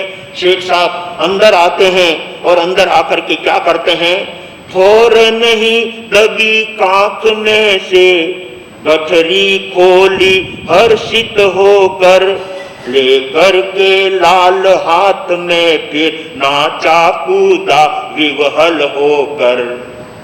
शेर साहब अपनी पत्नी के सामने अंदर रूम में जाते हैं और अपने बगल में रही हुई कोटली को खोलते हैं और खोल करके उसमें से उस लाल को निकाला, जो रत्न, बड़ा कीमती रत्न था, लाखों का कीमत वाला वो रत्न था। उसे अपने हाथों में लेकर सेठानी के सामने नाचने लग गए, सेठानी के सामने कूदने लग गए कि देखो मैं 12 वर्षों में ये रत्न लेकर के आया हूं, ये हीरा लेकर के आया हूं। दिन रात परिश्रम कर मैंने मुश्किल से इसे कमाया है, तुम भी इसकी पूजा कर ले, ये बड़े भाग्य से पाया है। शेख साहब कहने लगे, ले ये रत्न, तू भी इसको लेकर के मन में खुश होते हुए इस रत्न की पूजा कर ले और इस लक्ष्मी की पूजा कर ले। इस तरह से अपने पत्नी के हाथों में वो लाल देता है। तब पत्नी क्या कहती है शेख साहब से? पत्नी बोली पूजा कर लो, क्या बात कर रहे खड़े खड़े, इस कोठे में तो इससे अच्छे लाखों पत्थर भरे पड़े। शेठानी कहने लगी, अरे आप इस एक लाल की जो है पूजा करने की बात कहते हो, ऐसे लाल तो अपने रूम के अंदर भरे पड़े हैं, ढेर लगा हुआ है, किसकी पूजा करें, इसकी पूजा करें या उसकी पूजा करें? शेख साहब कहने लगे, क्या बात करती हो? बोले, हाँ सच कहती हूँ, जैसा लाल आप लेकर के आए हो ऐसे तो लाखों लाल अपने रूम के अंदर बंद है, रूम भरा हुआ है। शेख साहब को विश्वास नहीं हुआ। तब वो हाथ पकड़ करके सेठ जी को कोठे के पास ले जाती है। सुन करके चकित हुआ भारी, फौरन ही कोठे में भागा, जब देखी लालों की राशि तो पाप हृदय उसके जागा। शेख साहब दौड़ करके उस रूम में जाते हैं और रूम खोल करके देखा तो उनकी तो आंखें ही चकरा गई। अरे मैं तो 12 वर्षों में बड़ी मुश्किल से एक लाल लेकर के आया, एक रत्न लेकर के आया, लेकिन सेठानी ने तो यहाँ पर रत्नों का ढेर लगा रखा है। लेकिन उसे देखकर उसके मन में लालच जाग जाता है, लोभ जाग जाता है। ज्ञानी कहते हैं, लोभो सब विनाशनो, लोभ जो है वो सब गुणों का नाश करता है। क्रोध तो केवल प्रीति का नाश करता है, मान केवल मित्रता का नाश करता है, और माया, छल कपट वो अपने सगे स्नेहियों का स्नेह वो नाश करता है। लेकिन लोभ जहां पर होता है वो सर्व गुणों का नाश करने वाला होता है। शेख साहब ने रूम भरे हुए लाल देख करके, रत्न देख करके मन में सोचने लगे। बोला पत्नी से सच बता, ये लाल कहां से आए हैं, हो गया प्रेम किस राजा से जिसने ये लाल लुटाए हैं। शेख साहब कहने लगे, सच सच बताना, ये लाल तुम कहां से लेकर के आई हो, ये रत्न कहां से लेकर के आई हो, किस राजा से तेरा प्रेम हो गया है जो राजा तुझे रोज इस तरह के रत्न देता है, ऐसे लाल देता है, कहां प्रेम किया है तेने? शेठानी अपने आप में बहुत धर्मनिष्ठ थी और चारित्रवान थी। उसको अपने चारित्र के ऊपर बहुत गर्व था कि मैं जितनी सती नारी हूं, मैंने कभी किसी को अपने पति के सिवाय गलत निगाह से किसी को नहीं देखा है। पर पतिदेव ये क्या कह रहे हैं कि किस राजा से तेरा प्रेम हो गया, जिस राजा ने खुश होकर के तुझे ये रत्न दिए हैं? तब पत्नी क्या कहती है, देखिए। पत्नी बोली तुम सच कहते। पत्नी भी कह रही, हाँ हाँ आप सही कह रहे हो। लेकिन वो क्या कहना चाहती है ये सेठ के अब तक गले नहीं उतर रही, समझ में नहीं आ रहा है। पत्नी बोली तुम सच कहते, ये लाल प्रेम में ही आए हैं, पर वीणा प्रेमी एक हिरण जिससे ये मैंने पाए हैं। शेठानी कहने लगी, सेठ साहब ये रत्न मुझे प्रेम से ही मिले हैं, मुझे किसी ने खुश होकर के ही दिए हैं। लेकिन किसी राजा से या किसी पर पुरुष से नहीं, लेकिन एक वीणा प्रेमी हिरण रोज मेरे वीणा सुनने के लिए आता है, भजन सुनने आता है, गीत सुनने आता है। और जब मेरे गीत पूरे होते हैं, मेरे भजन पूरे होते हैं, वो हिरण खुश होकर के एक लाल अपने मुंह में से उगल करके मेरे सामने छोड़ करके जाता है। वही लाल मैंने रूम में भर करके इकट्ठे किए हैं। 12 वर्षों में कितने लाल हो जाते हैं, कितने रत्न हो जाते हैं। अंदाज कीजिए भाग्यशालियों, सेठ ये बात सुनकर के विश्वास नहीं होता है उनको। ऐसा भी कभी हो सकता है कोई हिरण इस तरह से लाल लुटाता है क्या? ऐसा मैंने तो आज तक देखा नहीं है। सेठ जी को विश्वास नहीं, लेकिन जेठानी ने कहा हाथ कंगन को आरसी की क्या जरूरत है? अपने हाथ में कंगन पहरा हुआ है, उसको कांच बताने की जरूरत होती है क्या? वो तो सामने दिख रहा है।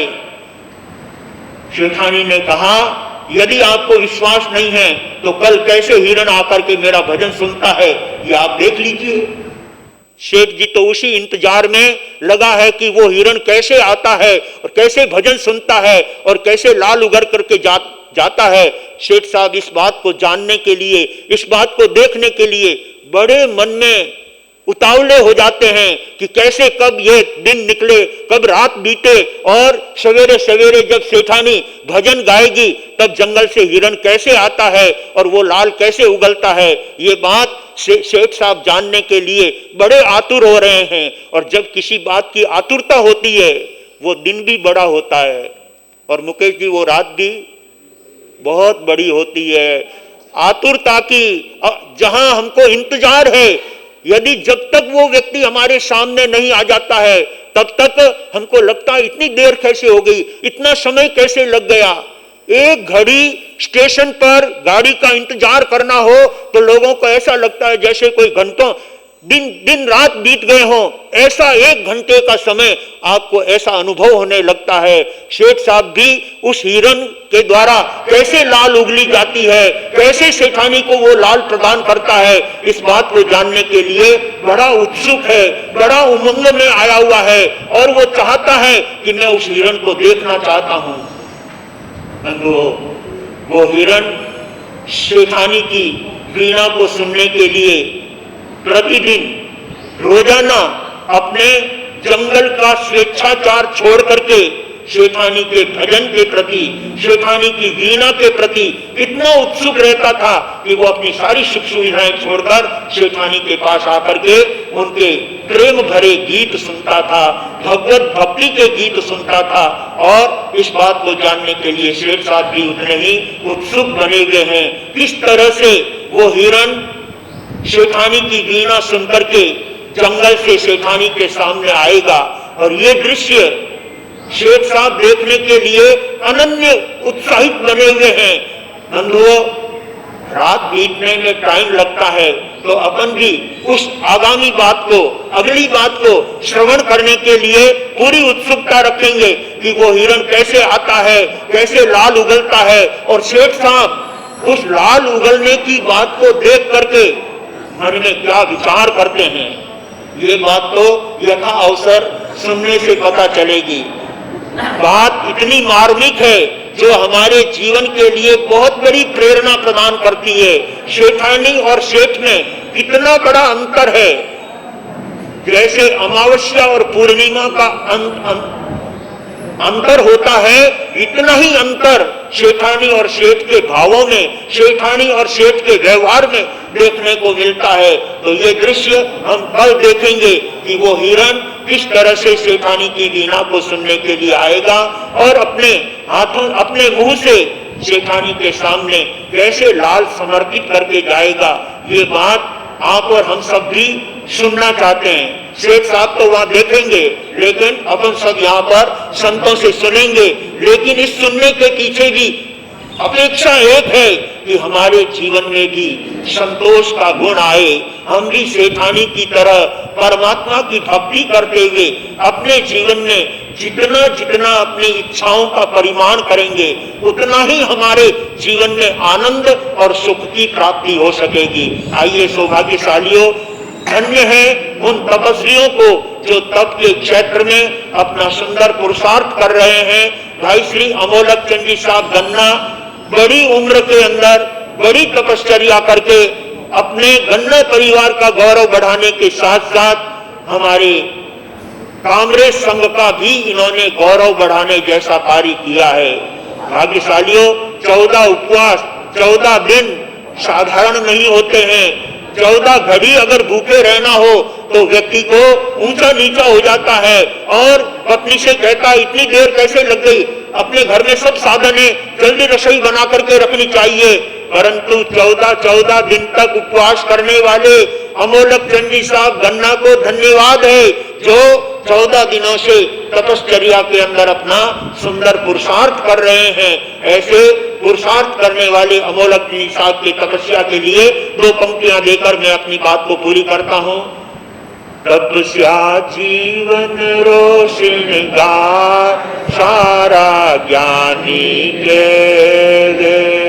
तपस्या जीवन रोशन गार सारा ज्ञानी के तप में भारी चमत्कार सारा ज्ञानी के तप में भारी चमत्कार सारा ज्ञानी के हिम्मत री है कीमत भारी हिम्मत री है कीमत भारी हिम्मत री है महिमा न्यारी हिम्मत री है महिमा न्यारी तपस्या हिम्मत रे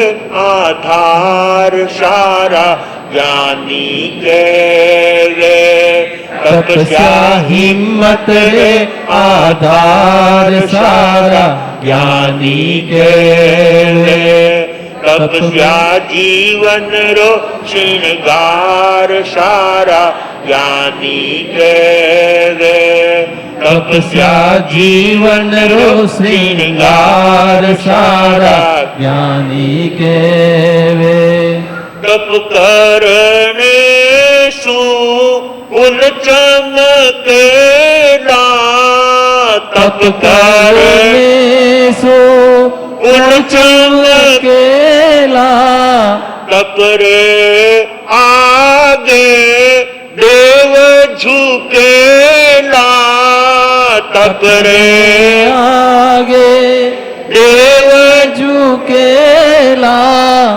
तप में शक्ति है अनपार सारा ज्ञानी के तप में शक्ति है अनपार सारा ज्ञानी के तपस्या जीवन रो श्रृंगार सारा ज्ञानी के तपस्या जीवन रो श्रृंगार सारा ज्ञानी के भाग्यशालियों, ऐसे तप की गुण गाथा स्वयं तीर्थंकर परमात्मा गाते हैं। स्वयं तीर्थंकर परमात्मा तपस्वी के गुणगान और तपस्वी के तप की अनुमोदना करते हैं। ऐसे तपस्वी के तप की अनुमोदना जब जब करने का अवसर मिले हमें उत्साह और उमंग के साथ तपस्वी के गुणगान करना चाहिए और तपस्वी की अनुमोदना करनी चाहिए।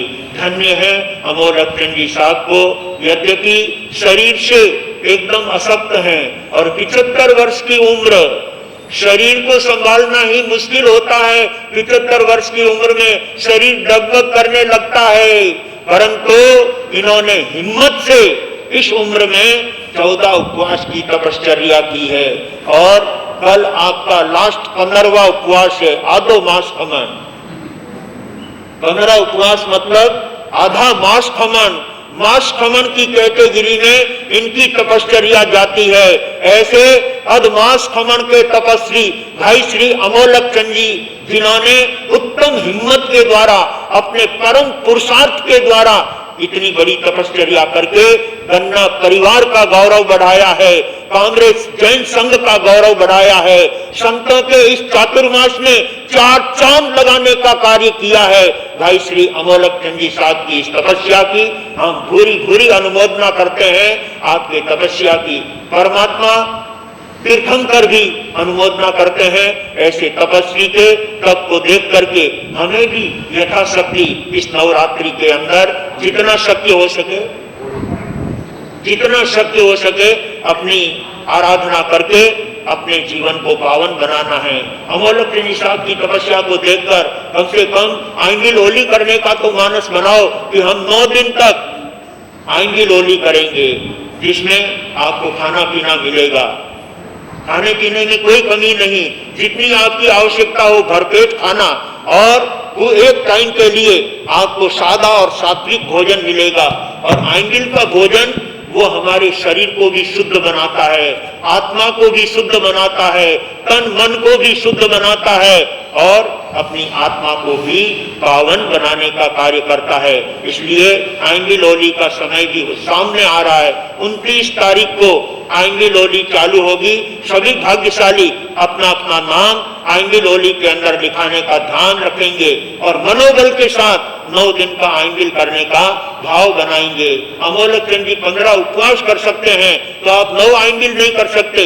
और केवल बहनों को ही नहीं, भाइयों को भी कहना है, जिनकी शरीर की अनुकूलता है, जो हिम्मत रखते हैं, जो ताकत रखते हैं और जो भावना रखते हैं, उन सबको आइंगी लोली के अंदर जुड़ करके, जिस आइंगी लोली की आराधना श्रीपाल और मैना सुंदरी ने की, इतिहास साक्षी है, आगमकार कहते हैं, श्रीपाल और मैना सुंदरी ने आइंगी लोली के द्वारा अपने शरीर को भी स्वस्थ बनाया और आत्मा को भी परम पावन बनाया। ऐसे शरीर और आत्मा को पावन बनाने के लिए आइंगी लोली पर्व हमारे बीच में उपस्थित है।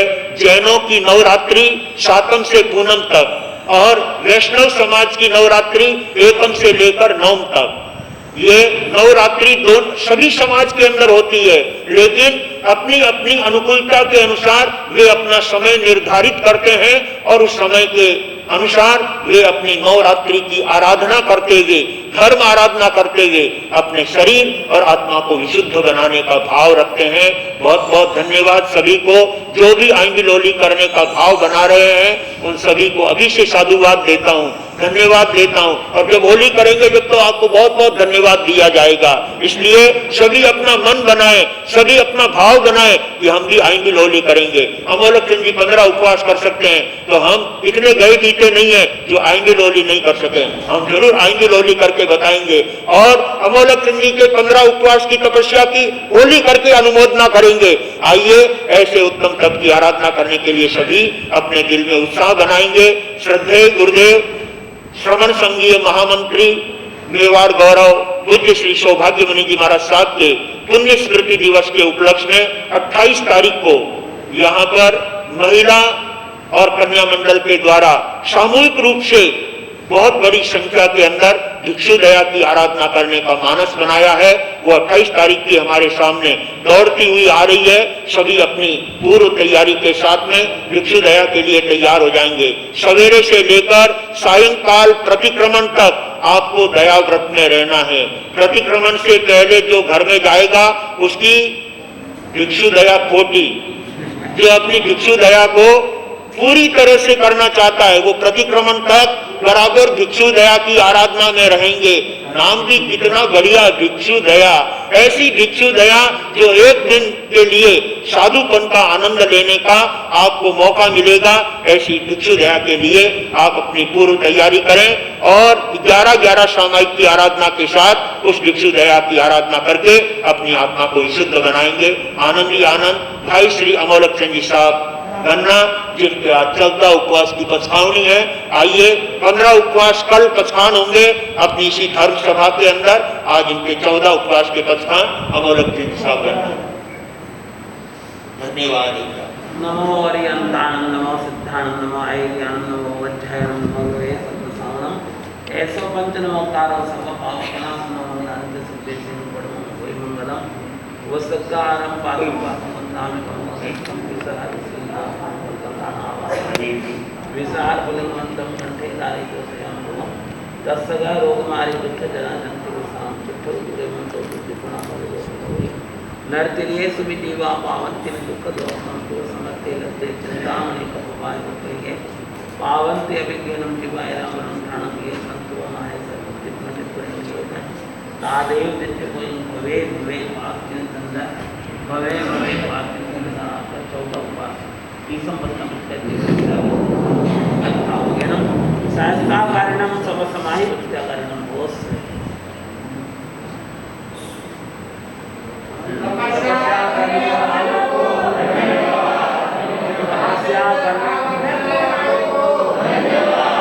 जिन शासन की शान बढ़ाने वालों को, बड़ी उम्र में बड़ी तपस्या करने वाले अमोलक सिंह जी साहब गन्ना को बहुत बहुत धन्यवाद। अमोलक सिंह जी और कोई तपस्या वाले हैं?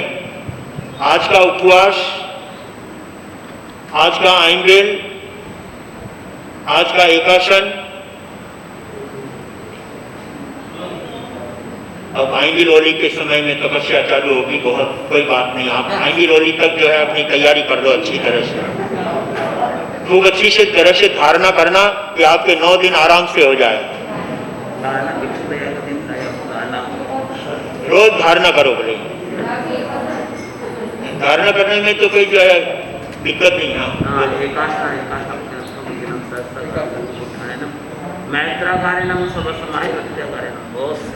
तपस्या करने वालों को धन्यवाद, बहुत बहुत धन्यवाद। हाँ, श्रवण भगवान महावीर स्वामी के चरणों में सत सत नमन। अत्र विराजित गुरु भगवंतों के इसी चरणों में कोटि कोटि नमन। आज की धर्म सभा में उपस्थित सभी धर्म प्रेमी वरिष्ठ श्रावक श्राविकाओं, अतिथि महानुभावों एवं यहाँ के धर्म प्रेमी बंधुओं को मेरा कामरेसी संघ की ओर से सादर जय जिनेन्द्र।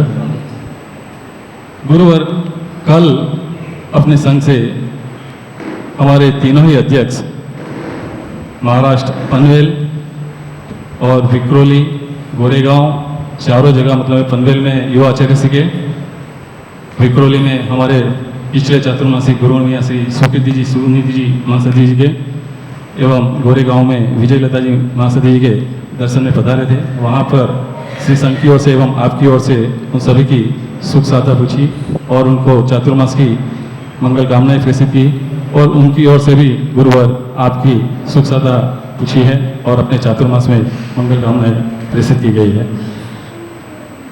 अभी 5 अक्टूबर को जो गुरुवर युवा आचार्य जी का जो जन्मदिन 59वां जन्मदिन आ रहा है, उसके उपलक्ष्य में भी हमने आपकी और संघ की ओर से उनको जन्मदिन की बधाई दी और अपने यहाँ जो संघ में कार्यक्रम है उनसे अवगत कराया गया कि उनकी जन्म तिथि पर हम भी अपने यहाँ पर छोटे स्कूल के जो बच्चों हैं उनको नोटबुक वितरण का कार्यक्रम रखेंगे, इनसे अवगत कराएगा।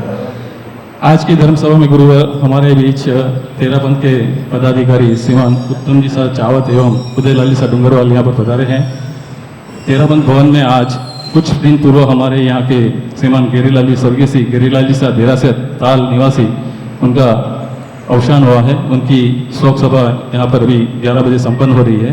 वो हमें यहाँ पर मतलब मैं आपको बुलाने आया है कि भाई वहाँ पर मंगलिक देने के लिए आपको आमंत्रित करने आए हैं। तो प्रवचन के पश्चात गुरुदेव आपके साथ पधारेंगे। हमारी धर्म सभा में जय आनंद इंद्रप्रस्थ जैन दिवाकर गौशाला के कुछ कार्यकर्ता या पदाधिकारी यहाँ पर उपस्थित हुए, उन्हें भी यहाँ पर आपकी जो सेवा का कार्य चल रहा है उन्हें प्रोत्साहित करते हुए कामरेसी संघ ने आपकी गौशाला में 5100 रुपये की राशि दान आपको भेंट की है। गुरुवर, आज के इस धर्म सभा में जो अतिथि उपस्थित है उन्हें स्वागत करने के लिए मैं आज के स्वागतकर्ता परिवार श्रीमान सूरज कुमार जी साहब, श्रीमान जीवन जी साहब, दिलीप कुमार जी साहब, बाबेल, राशमी, सायन, उन्हें मैं आमंत्रित करूँगा। हमारी धर्म सभा में हमारे पूर्व युवा अध्यक्ष एवं पूर्व संघ के मंत्री श्रीमान अनिल जी कोठारी यहाँ पर उपस्थित हैं, मैसूर से यहाँ पर पधारे हुए अपने संघ के ही हैं और अभी वो मैसूर में शिफ्ट हुए हैं और ये आज हमारी धर्म सभा में उपस्थित है। उन्होंने गुरुवार हमारे महावीर भवन के उद्घाटन के पूर्व कामरेसी संघ में वर्तमान स्थानकवासी जैन श्रावक संघ कामरेज में बहुत ही अच्छी सेवा दी है। सर्वप्रथम युवा अध्यक्ष युवा का गठन किया था और संघ के मंत्री रहते हुए उन्होंने भी बहुत ही संघ की सेवा में उन्होंने सक्रिय रहे थे। और अच्छा कार्य किया था। मैं ट्रस्टी भी है और महावीर भवन के ट्रस्टी भी है वो। तो मैं अनिल जी कोठारी को आमंत्रित करूँगा, आप आगे बता रहे समा।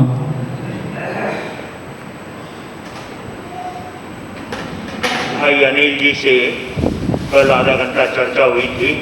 बहुत अच्छे कार्यकर्ता हैं। इस कांग्रेस संघ के युवा मंत्री रह करके आपने बहुत अच्छी सेवाएं दी है और इस ट्रस्ट मंडल के भी आप ट्रस्टी हैं। आपके विचारों को सुनकर, आपके मनोभाव को सुनकर मन को बहुत आनंद हुआ। आपने जिस तरह से कांग्रेस संघ में अपनी अद्भुत सेवाएं दी है, आज भी यहाँ के भाई और बहन आपकी सेवाओं से बहुत खुश है, बहुत प्रभावित है।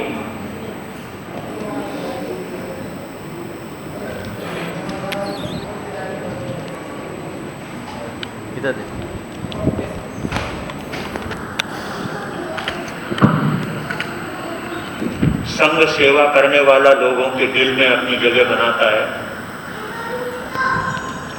और निस्वार्थ सेवा देने वाला व्यक्ति हमेशा समाज में छाया हुआ रहता है।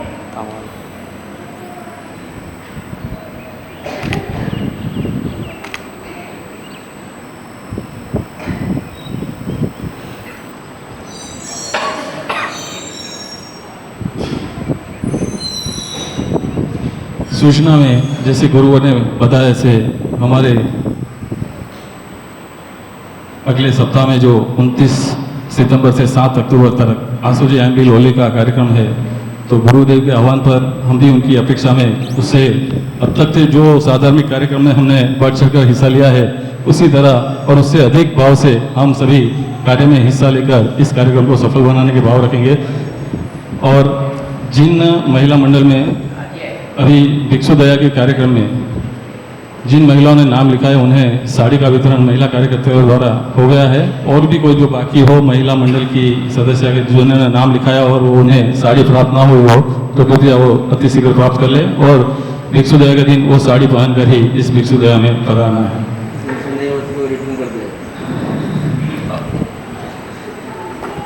और हमारे चातुर्मास की 4 महीने प्रवचन पश्चात के लाभार्थी है श्रीमान मोहनलाल जी साहब, भीमराज जी साहब, सांकरिया संडेराव, कला मंदिर ज्वेलर्स, कोसंबा वापी सूरत। और 4 महीने ही मीडिया के लाभार्थी हमारे श्रीमान सुरेश कुमार जी साहब, जीवन जी के साथ दिलीप कुमार जी साहब आगे, कई बार राशमी साया।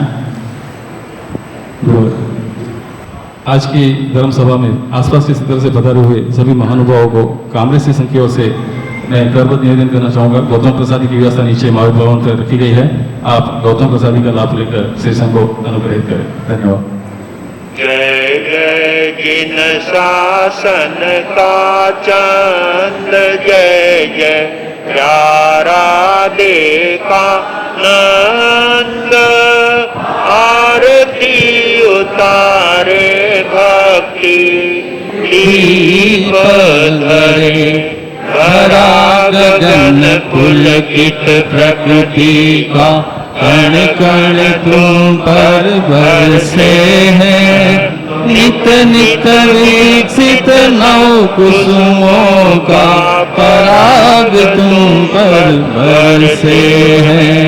चंदो मुलक मुलक मुलकांत सूरज, कण कण में ब्रह्मकांत, आरती उतारे भक्ति दीप धरे, पाकर तुमको धन्य दया, जिन शासन गौरवशाली है, कदम कदम पर नव वसंत है, कदम कदम दिवाली है, पाकर दर्शन सब हर शांत, जय जय त्रिभुवन पूजित संत, आरती उतारे भक्ति दीप धरे, किशोरी के सुध पर्य त्रिभुवन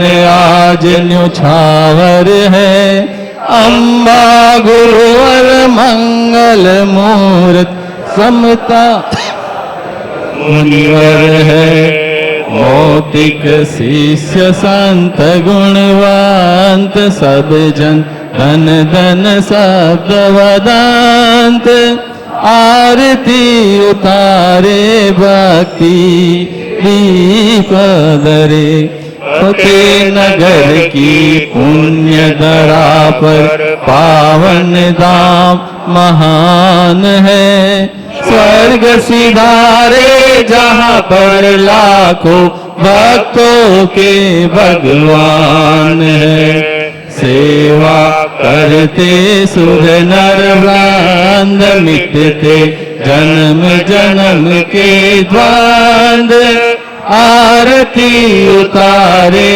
भक्ति दीप धरे कीर्ति कंगना धारण करती दसों दिशाएं हर्षित है भक्त भ्रमर गुण कीर्तन विरचित यश चरणों में गुंजित है प्रतिपल वर्तिक मुंदानंद जय जय अक्षय आनंद कांद आरती उतारे भक्ति दीप धरे आरती उतारे भक्ति दीप धरे आरती उतारे भक्ति दीप धरे। बोलिए मेवाड़ संघ शिरोमणि पूज्य प्रवर्तक गुरुदेव श्री अंबालाल जी महाराज साहब की। नाम तुम्हारा कमल कन्हैया अमर रहे इस लोक में परलोक में इस लोक में परलोक में जिन शासन सन के उपाध्याय तुम चले कहाँ हमें छोड़ के ओ जमुना के लाला दीन दयाला शरण पड़ेगा तूने हर दुख टाला नाम तुम्हारा कमल कन्हैया अमर रहे इस लोक में परलोक में इस लोक में परलोक में।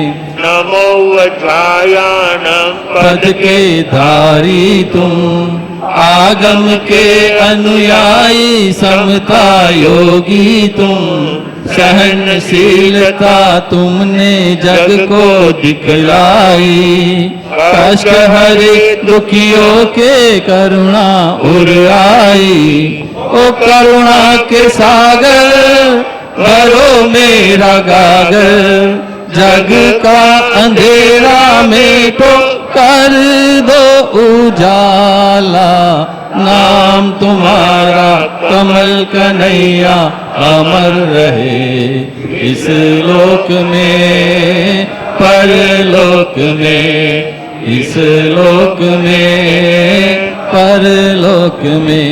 आगम की नव रचना तेरे मन भाई धर्म ध्वजा आबू पर्वत पर फहराई शरणागत ने आकर यहाँ शरण पाई ज्ञान ध्यान शिक्षा की बातें सिखलाई ओ गोविंद के लाला परहित वाला दीन दुखी का तू ही रखवाला नाम तुम्हारा कमल कन्हैया अमर रहे इस लोक में परलोक में इस लोक में परलोक में। विनय मुनीसा नहीं देखा सेवा भावी तन मन अर्पण किया गुरु भक्ति माई गुरु कमल आशीष दी गौतम ताई संजय फूल सागर गुरु कृपा पाई ओ शासन सितारा तुम्हें प्राण प्यारा अक्षय पुकारे खेलो वंदन हमारा नाम तुम्हारा कमल कन्हैया अमर रहे इस लोक में परलोक में, इस लोक में परलोक में। अहिंसा के अवतार शासनपति श्रमण भगवान महावीर स्वामी की, श्रमण संघ की, आचार्य सम्राट परम श्रद्धेय पूज्य श्री आत्माराम जी महाराज साहब की, जय हो, आचार्य सम्राट परम श्रद्धेय पूज्य श्री आनंद सिंह जी महाराज साहब की, जय हो, आचार्य सम्राट परम श्रद्धेय पूज्य श्री देवेंद्र मुनि जी महाराज साहब की, जय हो, आचार्य सम्राट परम श्रद्धेय डॉक्टर शिव मुनि जी महाराज साहब की, जय हो, तेरापंथ धर्म संघ के आचार्य भगवान श्री महाश्रमण जी महाराज साहब की, जय हो, जिन शासन गौरव गणाधीश प्रवर पूज्य श्री उमेश मुनि जी महाराज साहब की, जय हो, श्रमण संघीय प्रथम युवाचार्य पूज्य श्री मधुकर मुनि जी महाराज साहब की, जय हो, वर्तमान युवाचार्य पूज्य श्री महेंद्र ऋषि जी महाराज साहब की, जय हो, कर्नाटक गज के श्री गौर तपस्वी पूज्य श्री गणेशी लाल जी महाराज साहब की, जय हो, जैन दिवाकर पूज्य श्री चौथमल जी महाराज साहब की, जय हो, श्रमण सूर्य मरुधर के श्री पूज्य गुरुदेव श्री मिश्रीमल जी महाराज साहब की, जय हो, मेवाड़ संघ शिरोमणि पूज्य प्रवर्तक गुरुदेव श्री अंबालाल जी महाराज साहब की, जय हो, राजस्थान के श्री उपाध्याय प्रवर पूज्य श्री पुष्कर मुनि जी महाराज साहब की, जय हो,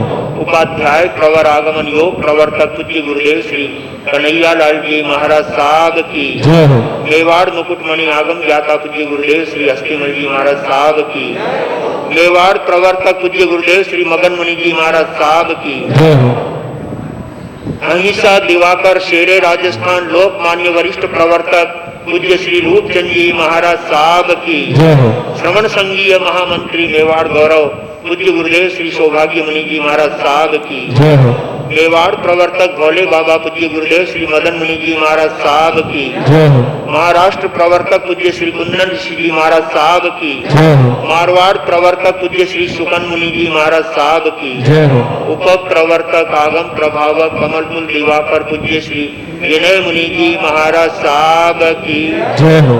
प्रतिपल वंदनीय मधुर गायक प्रवचन गज के श्री उप प्रवर्तक श्री गौतम मुनि जी महाराज साहब की, मेवाड़ भास्कर उप प्रवर्तक श्री कोमल मुनि जी महाराज साहब की, तपो केसरी श्री संजय मुनि जी महाराज साहब की, तत्व चिंतक श्री सागर मुनि जी महाराज साहब की, नव दीक्षित श्री चैतन्य मुनि जी महाराज साहब की, राजस्थान सियानी गुरुणी मैया श्री प्रेमवती जी महाराज साहब की, सभी साधु संतों की, आज के आनंद की